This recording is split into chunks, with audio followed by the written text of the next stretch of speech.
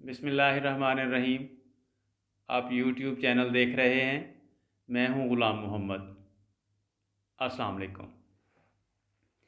National professional standards for teachers in Pakistan की ये चौथी नशिस्त है।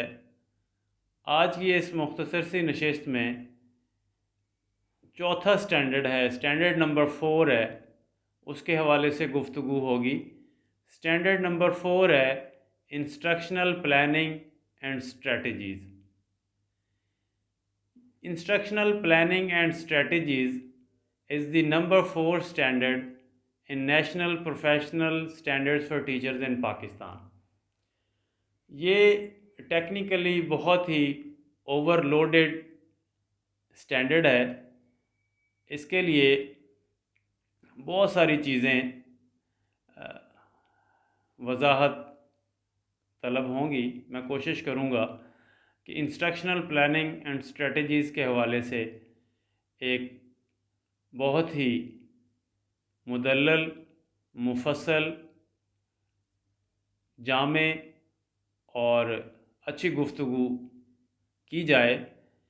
Instructional planning and strategies education के जितने भी एकेडमिक एंड प्रोफेशनल कोर्सेज़ हैं उनके अंदर ये कोर सब्जेक्ट, कोर कोर्स की हैसियत से इसको पढ़ाया जाता है।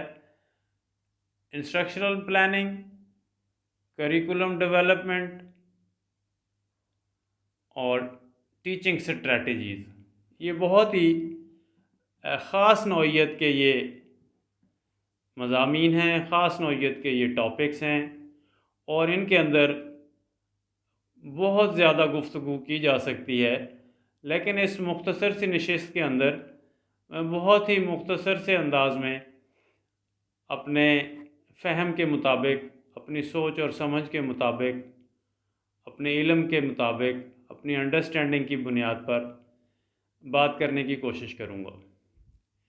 Instructional planning and strategy Pakistan के अंदर असातिज़ा के लिए पेशा वराना कौमी मेयारात में से ये मेयार नंबर 4 है कि जो टीचर है पाकिस्तान के अंदर उसको इंस्ट्रक्शनल प्लानिंग एंड स्ट्रेटजीज़ के हवाले से उसका नॉलेज एंड अंडरस्टैंडिंग क्या है और फिर उसकी डिस्पोजिशन क्या है और फिर उसकी परफॉर्मेंस एंड स्किल्स क्या हैं।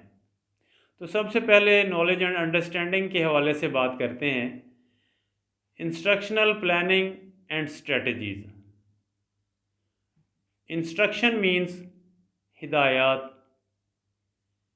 हिदायत से यहाँ ये मुराद है कि बच्चों को जो कुछ पढ़ाया जाना है वो किस तरह से पढ़ाया जाए, वो कैसे पढ़ाया जाए, वो मालूमात, वो तसव्वुरात, वो बातें जो बच्चों को हम सिखाना चाहते हैं उसके लिए कौन सा तरीक़ाकार इख्तियार किया जाए।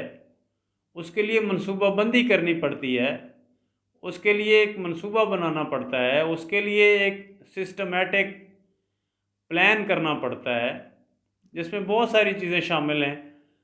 लेसन प्लानिंग उसके अंदर शामिल है, उसके अंदर ब्रेनस्टॉर्मिंग एक्टिविटीज़ शामिल हैं, उसके अंदर किसी भी टॉपिक का इंट्रोडक्शन कैसे होगा, उसके प्रीवियस नॉलेज से उसको लिंक कैसे करेंगे, बच्चे की असेसमेंट कैसे करेंगे। तो मनसूबाबंदी के अंदर, इंस्ट्रक्शनल प्लानिंग के अंदर जो है टीचर एक इंस्ट्रक्शनल लीडर होता है। टीचर का ये काम है कि वो इस चीज़ को सोचे, इस चीज़ को समझे कि मैंने जो काम करना है क्लासरूम के अंदर जाके वो मैं किस तरह से करूं तो मैं कामयाब रहूंगा।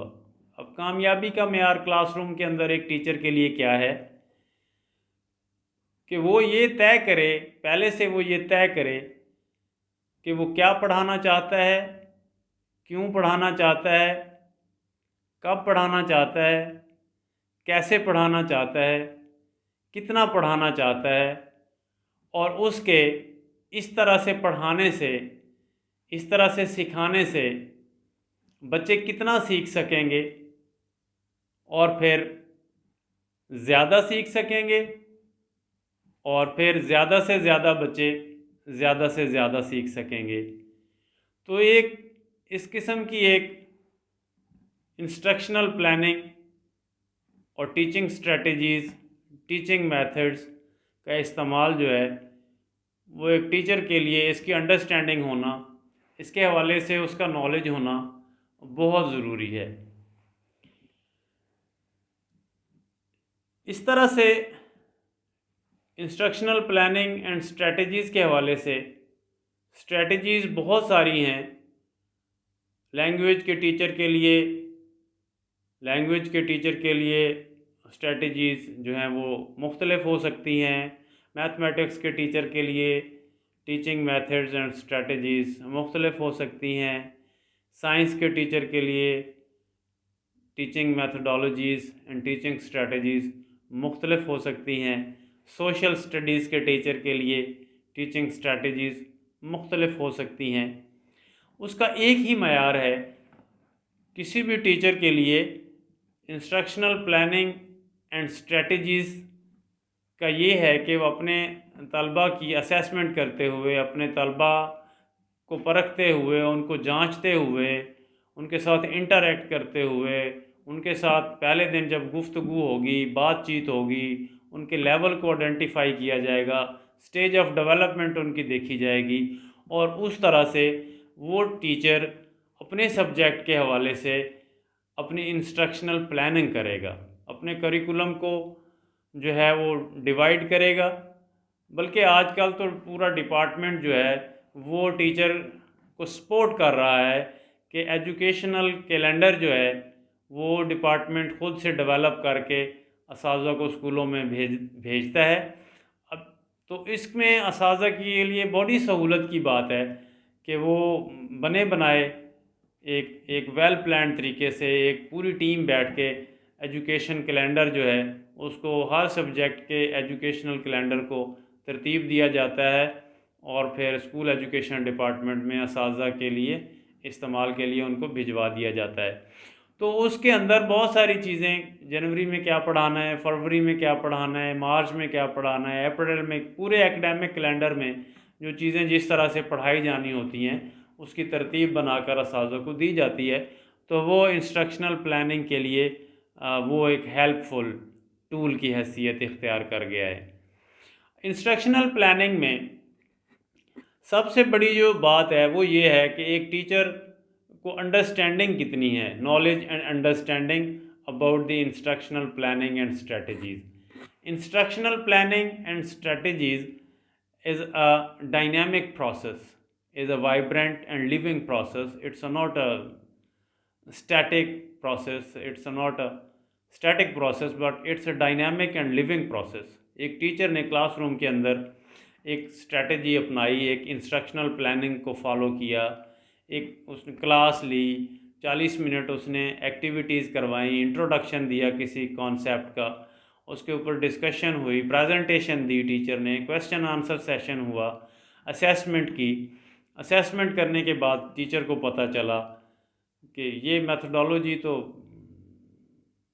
रिज़ल्ट ओरिएंटेड नहीं है, इसने कोई भी बच्चे सीख ही नहीं सके। तो क्या होगा, वो नेक्स्ट डे जो है अपनी इंस्ट्रक्शनल प्लानिंग जो है उसको चेंज करेगा और अपनी जो टीचिंग स्ट्रेटजी है, जो टीचिंग स्टाइल है, जो टीचिंग मेथड है, उसको भी चेंज करेगा।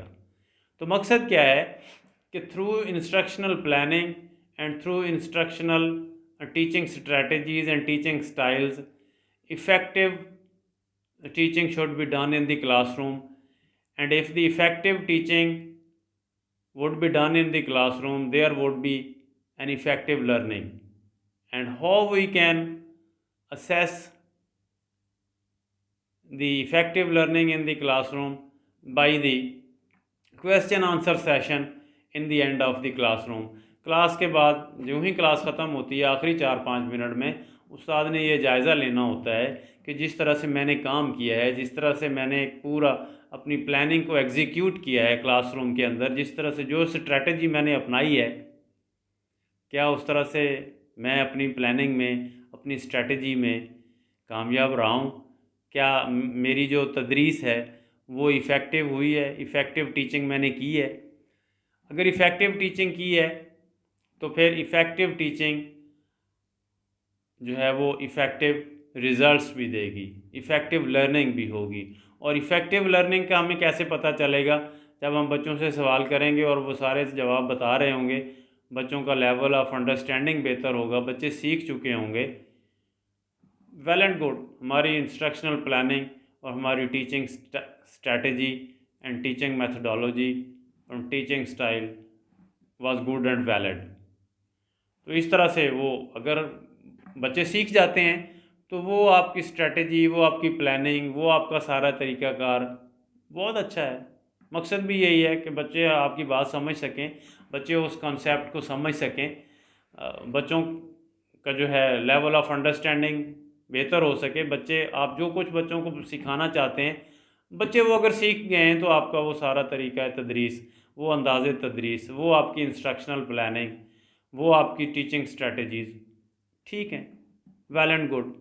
लेकिन अगर वो आपने 40 मिनट क्लास भी ली है, आपने प्लानिंग को एग्जीक्यूट भी किया, आपने वेल प्लानिंग भी की हुई थी, आपने टीचिंग स्ट्रेटजीज़ भी आपने अपने हिसाब से आपने बहुत अच्छी बनाई थी, लेकिन उसका रिज़ल्ट नहीं आया, बच्चों की लर्निंग नहीं हुई, बच्चे उस तरह से सीख नहीं सके, तो next day you have to revisit your instructional planning and your teaching strategy. अगले दिन से फिर आपने और तरह से अपनी प्लानिंग करनी है, फिर आपने और तरह से अपना अंदाज़े तदरीस अपनाना है, फिर आपने और तरह से अपना टीचिंग मेथड जो है वो चेंज करना है। किसी और तरीके से आप कोशिश करेंगे कि बच्चे आपकी बात समझ सकें, कॉन्सेप्ट को अंडरस्टैंड कर सकें और उनके अंदर लर्निंग हो सके। वो लर्निंग एक्सपेक्टेड जो लर्निंग आउटकम्स हैं वो हम गेन कर सकें, या स्टूडेंट लर्निंग आउटकम्स जो हमने पहले से फ़िक्स किए थे वो हम अचीव कर सकें। तो ये तो है कि नॉलेज एंड अंडरस्टैंडिंग, ये हर जो आप एक टीचर मैथमेटिक्स का टीचर है उसके लिए ये मुख्तलिफ होंगे, एक लैंग्वेज का टीचर है उसके लिए ये मुख्तलिफ होंगे, उसकी प्लानिंग डिफरेंट हो सकती है। एक सोशल साइंसेस, सोशल स्टडीज़ का टीचर है उसकी इंस्ट्रक्शनल प्लानिंग और टीचिंग स्ट्रेटजीज़ डिफरेंट हो सकती हैं। केमिस्ट्री का टीचर है उसकी इंस्ट्रक्शनल प्लानिंग और टीचिंग स्ट्रेटजीज़ डिफरेंट हो सकती हैं। फ़िज़िक्स के टीचर की डिफरेंट हो सकती हैं। तो ये एक टीचर को ख़ुद से एडजस्ट करनी होती हैं ये चीज़ें, बच्चों की सलाहियत को देखते हुए, बच्चों के जज्बे को, शौक़ को, उनके जो इंडिविजुअल डिफरेंसेस हैं उनको देखते हुए, तो आपने कौन सा तरीक़ा तदरीस और कौन सी इंस्ट्रक्शनल प्लानिंग आपने आपकी प्लानिंग अगर वर्केबल है, आपकी प्लानिंग अगर रिज़ल्ट ओरिएंटेड है, फ्रूटफुल है, अगर बच्चे उससे सीख रहे हैं तो वेल एंड गुड। वरना आपको अपनी प्लानिंग के ऊपर रीथिंक करना पड़ेगा, उसको रिव्यू करने पड़ेगा, उसकी रीवैल्यूएशन करनी पड़ेगी और फिर रीप्लानिंग पे आप जाएंगे। और आप उस वक्त तक ये चीज़ें एक्सपेरिमेंट करते रहेंगे जब तक डिज़ायर्ड ऑब्जेक्टिव हासिल नहीं हो जाते, जब तक maximum learning and the maximum students with in A given time frame आप हासिल नहीं कर पाते, तो आप इस तरह से चीज़ों को चेंज करते रहेंगे। अब ये देखना ये है कि एक टीचर जो है उसको इंस्ट्रक्शनल प्लानिंग और स्ट्रेटजीज़ की ये जो थ्योरी है, ये थ्योरी है, असल में ये थ्योरेटिकल एक एक फ्रेमवर्क है। Instructional planning and strategies theory based ये चीज़ें हैं। इसके हवाले से एक टीचर की नॉलेज एंड अंडरस्टैंडिंग कितनी है, अगर उसकी नॉलेज एंड अंडरस्टैंडिंग है वेल एंड गुड, तो फिर दूसरा जो इसका पर्सपेक्टिव है, हमने ये देखना है कि उस टीचर के रवैये में, उस टीचर के अपने परफॉर्मेंस में, उसके रवैये में ये चीज़ें हैं, वो सारे ये जो पेडागॉजी की चीज़ें हैं, इंडिविजुअल डिफरेंसेस को देखना, सूटेबल टीचिंग मेथड को देखना कि मैंने डिबेट मेथड लेना है, डिस्कशन मेथड लेना है, डायरेक्ट मेथड लेना है, लेक्चर मेथड मैंने लेना है, मैंने कोलैबोरेटिव मेथड लेना है, मैंने अथॉरिटेटिव लेक्चर मेथड लेना है, मैंने कोलैबोरेटिव मेथड लेना है, मैंने कौन सा ग्रुप ग्रुप वर्क मैंने करवाना है, मैंने इंडिविजुअल एक्टिविटी करवानी है, मैंने प्रैक्टिकल करवाना है, मैंने डिबेट करवानी है, क्वेश्चन आंसर करवाने हैं। क्या कौन सा ऐसा तरीका है जिसके ज़रिए से मैं इन बच्चों के अंदर जो चीज़ मैं इनको सिखाना चाहता हूँ, जो चीज़ मैं इनको पढ़ाना चाहता हूँ, जो चीज़ मैं इनको ज़हन नशीन करवाना चाहता हूँ, वो किस तरह से मैं करवा सकता हूँ।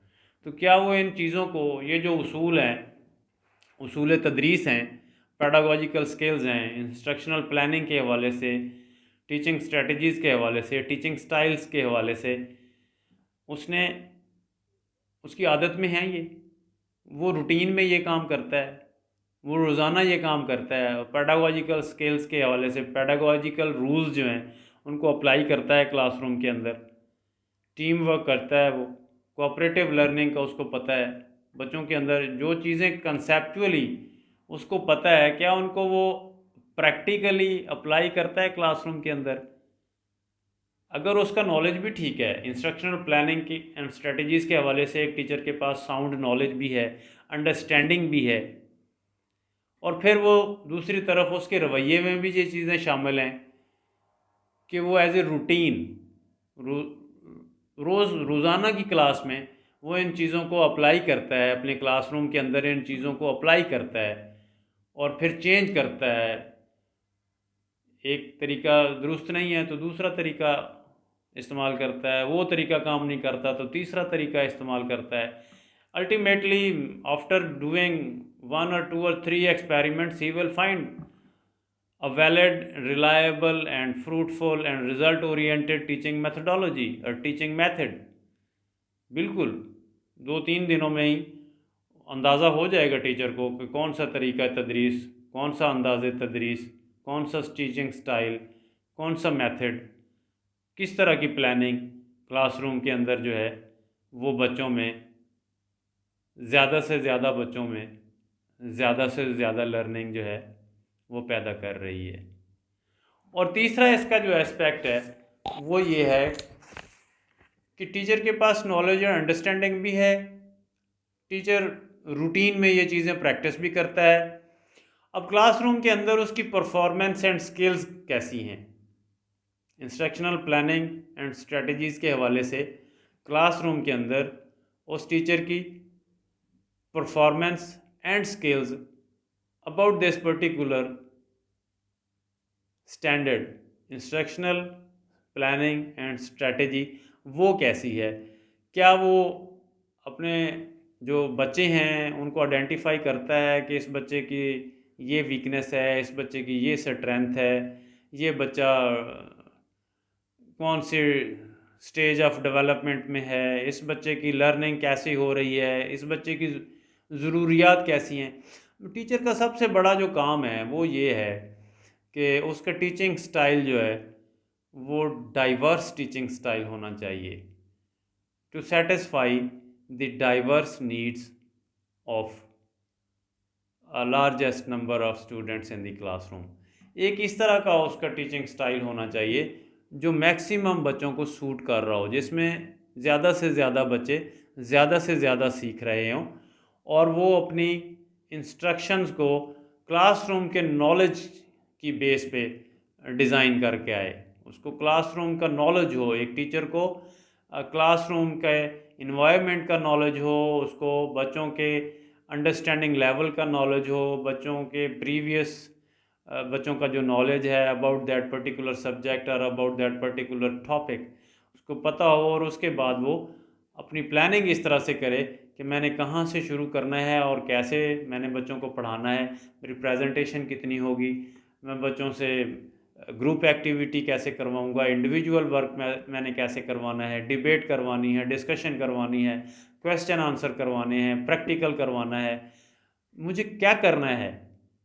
इस तरह से अगर वो बच्चों के साथ परफॉर्म करता है अपनी इन चीज़ों को, इंस्ट्रक्शनल प्लानिंग और स्ट्रेटजीज़ के हवाले से जो उसकी स्किल्स हैं उनको परफॉर्म करता है क्लासरूम के अंदर, वेल एंड गुड।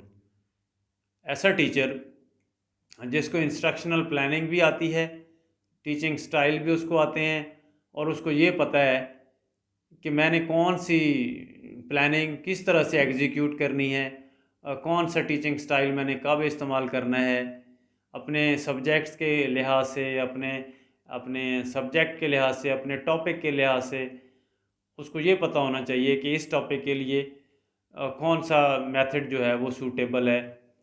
और इस टॉपिक के लिए मुख्तलिफ़ टॉपिक होते हैं, उनके लिए मुख्तलिफ़ किस्म के टीचिंग स्टाइल और टीचिंग स्ट्रेटजीज़ जो हैं वो डिज़ाइन करनी पड़ती हैं और उस तरह से एग्जीक्यूट करनी पड़ती हैं। क्यों? क्योंकि मकसद सिर्फ़ एक ही है कि कोई ऐसा तरीका ढूंढा जाए, कोई ऐसा अंदाज़े तदरीस अपनाया जाए, कोई ऐसी मेथडोलॉजी अपनाई जाए, कोई ऐसा तरीका जिससे बच्चों को मैं पढ़ाऊँ तो बच्चों को ये जो टॉपिक है, ये जो सबक है, ये जो ख़ास एक थ्योरी है, ये प्रैक्टिकल है, ये जो भी है, उसको बच्चे जो है ज़्यादा से ज़्यादा बच्चे ज़्यादा से ज़्यादा सीख सकें। तो maximum learning of the maximum student is the sole objective of the instructional planning and good teaching strategy. If your instructional planning and teaching style and teaching strategy is producing good results in the formation of expected learning outcomes or the students learning outcomes, अगर बच्चे सीख रहे हैं, अगर जो आपने 40 minute में बच्चों को काम एक्टिविटी करवाई है, उनको पढ़ाया है, तो बच्चे सारा कुछ सीख गए हैं। आप फॉर्मेटिव असेसमेंट करेंगे वहाँ क्लासरूम के अंदर, फॉर्मल असेसमेंट करेंगे, बच्चों से कोई सवाल पूछेंगे तो बच्चे जवाब दे देंगे। आप उनकी कोई एक्टिविटी करवाएंगे, कोई आप एक्सप्लेनेशन मांगेंगे बच्चों से, तो वो आपको रिफ्लेक्टिव नोट्स के अंदर आपको बताएंगे, वही चीज़ वो दोहरा देते हैं, आपको वो वापस दोबारा बता देते हैं in their own simple sentences. तो आपको परेशान होने की ज़रूरत नहीं है। आपका जो इंस्ट्रक्शनल प्लानिंग है वो वैलिड है, वो ट्रू है, वो रिलायबल है, वो यूज़फुल है, वो फ्रूटफुल है, वो मीनिंगफुल है। आप उसको जारी रखेंगे। ये जी मुख्तसरन से चौथे म्यार के बारे में ये गुफ्तगू थी। म्यार का जो टाइटल है वो है इंस्ट्रक्शनल प्लानिंग एंड स्ट्रेटजी। एक टीचर का knowledge and understanding about the instructional planning and strategy, फिर उस टीचर की डिस्पोजिशन कि टीचर उसको वैल्यू कितना देता है, उन चीज़ों को प्रैक्टिस में लेके आता है और उन चीज़ों के हवाले से वो उन चीज़ों को अप्लाई करता है। बिल्कुल दूसरा पर्सपेक्टिव या दूसरा एस्पेक्ट भी उसका बेहतरीन है। और फिर इस तरह से उसकी परफॉर्मेंस और स्किल्स के हवाले से कि वो इन चीज़ों को परफॉर्म भी करता है क्लासरूम के अंदर। और एक डाइवर्स किस्म का उसका ओपिनियन होता है, एक डाइवर्स किस्म की उसकी अप्रोच होती है। बिकॉज मैंने पहले भी कहा है कि teaching is not a easy job, teaching is a very very difficult job because teacher faces as many problems in the classroom as he face the faces in the classrooms. अगर 40 बच्चे उसके सामने बैठे हैं एक टीचर के सामने, तो टीचर को 40 बच्चों की शक्ल में 40 मुख्तलिफ़ किस्म के मसाइल का सामना करना पड़ता है। उस्ताद होना कोई आसान काम नहीं है, एक प्रोफेशनल टीचर होना बहुत मुश्किल काम है। उसके लिए बहुत कोशिश करनी पड़ती है और बहुत ज़्यादा मेहनत करनी पड़ती है, लेसन प्लानिंग करनी पड़ती है, किताबें पढ़नी पड़ती हैं, एक्टिविटीज़ डिज़ाइन करनी पड़ती हैं, बच्चों के साथ ब्रेनस्टॉर्मिंग के लिए उसको बहुत सारी चीज़ें पढ़ के जानी पड़ती हैं। तो और बच्चों को मुतमईन करने के लिए बच्चों के साथ वो जब क्लास में जाता है तो बहुत खुश दिली से जाता है, मुस्कुराता हुआ जाता है, बच्चों को हेलो हाय कहता है और बहुत ही अच्छे तरीके से जब वो अपनी प्लानिंग को एग्जीक्यूट करता है, परफॉर्म करता है, उसके बाद फिर उसको पता चल जाता है at the end of the class, वो फॉर्मल असेसमेंट करता है, पता चल जाता है अगर उसका वो टीचिंग मेथडोलॉजी जो है उसने बच्चों के अंदर लर्निंग पैदा कर दी है, बच्चे वो बात सीख गए हैं जो उन्होंने सिखाने की कोशिश की है, तो उनकी इंस्ट्रक्शनल प्लानिंग जो है वो ठीक है, वो परफॉर्म भी कर रहे हैं, वो इन चीज़ों को क्लासरूम के अंदर परफॉर्म भी कर रहे हैं और उनके रवैये में भी ये चीज़ें शामिल हैं और वो रोज़ इन बातों के ऊपर अमल करते हैं। तो पाकिस्तान के अंदर असातिज़ा के लिए बनाए गए कौमी पेशा वराना मेआरात में से चौथा मेयार ये है इंस्ट्रक्शनल प्लानिंग एंड स्ट्रेटजीज़। तो जो टीचर इस बात के ऊपर अमल करता है, उसको इसका सारा पता भी है, नॉलेज भी है, उसकी आदत में भी ये चीज़ें हैं, और फिर वो इन चीज़ों को क्लासरूम के अंदर परफॉर्म भी करता है, तो वे इस चौथे मेयार पर भी पूरा उतरता है। अगर कोई नहीं कर सकता, किसी के अंदर कोई कमी कुताही है, तो वो ज़रूर अपने आप को इम्प्रूव करने की कोशिश करे, because learning is a life long process. ये कोई एक दिन का काम नहीं है। जो चीज़ नहीं आती वो सीख लेनी चाहिए।